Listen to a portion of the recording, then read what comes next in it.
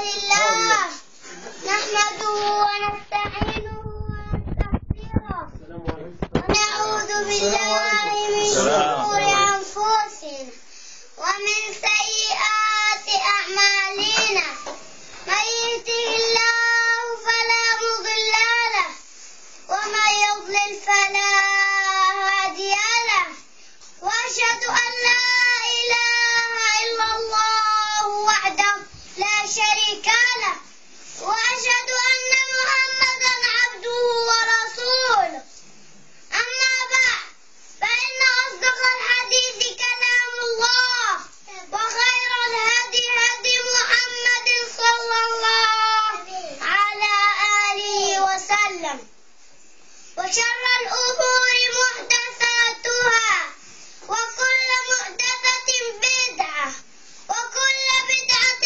ضلالة وكل ضلالة في النار.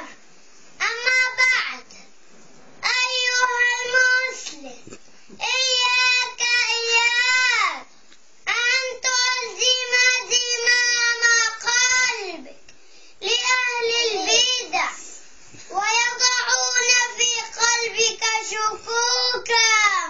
ورحم الله الإمام مالك بن أنس لما جاءه ذاك الرجل صاحب الهوى فقال يا مالك أريد أن أجادلك.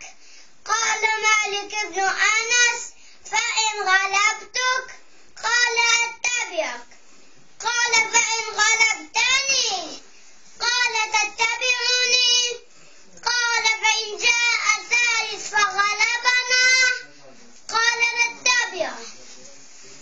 قال يا هذا أنا على ثبات من ديني فاذهب إلى شاك مثلك. كانوا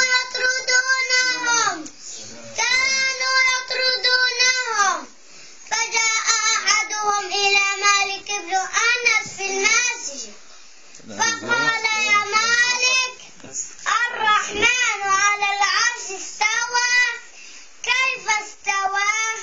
بماذا أجاب مالك بن أنس الاستواء معلوم والكيف مجهول والإيمان به واجب والسؤال عنه بدعة وما أراك إلا مبتدئا فأخرجوه. فأخرجه الناس. متى يقال لأهل الأهواء أخرجوهم؟